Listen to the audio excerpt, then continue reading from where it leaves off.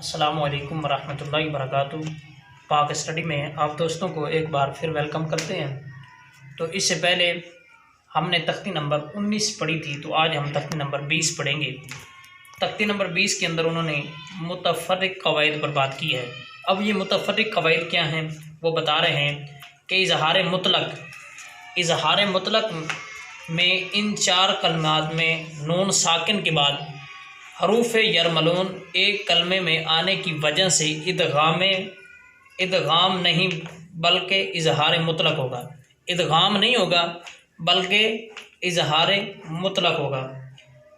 तो इसलिए इन चार कलमात में गुन्ना नहीं करेंगे, यानी इन चार कलमात में गुन्ना नहीं करेंगे। मसलन वो बता रहे हैं कि इज़हार मुतलक इन चार कलमात में नून साकिन के बाद हरूफ यरमलून एक कलमा, इन चार कलमों में से हरूफ यरमलून में एक कलमा आने की वजह से इदगाम नहीं करेंगे बल्कि इज़हार मुतलक होगा।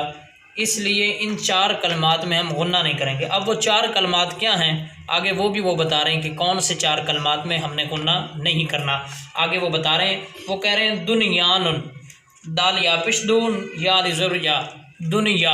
ये जो दुनिया लफ्ज़ है ना, दुनिया दाल या पिशदू दाल नून पिशदुन या रिजबर या दुनिया, ये जो दुनिया लफ्ज़ है ना, इसके अंदर हम गुन्ना नहीं करेंगे। उसके बाद वो आगे बताते हैं बा नून पेशबुन या रिजबर या नून दो पेश नून बुनियानुन, इसके अंदर भी हम गुन्ना नहीं करेंगे।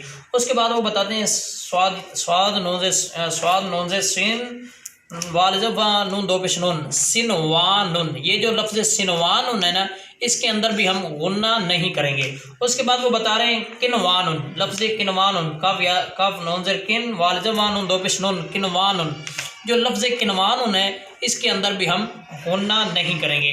तो ये जो मुतफ़र्रिक़ क़वाइद थे, आज के ये मुतफ़र्रिक़ तख्ती नंबर 20 के अंदर जो मुतफ़र्रिक़ क़वाइद के बारे में बात हो रही थी वो मुकम्मल हुई। तो आइंदा वीडियो के लिए अल्लाह हाफ़िज़। अस्सलामु अलैकुम वरहमतुल्लाहि वबरकातुहू।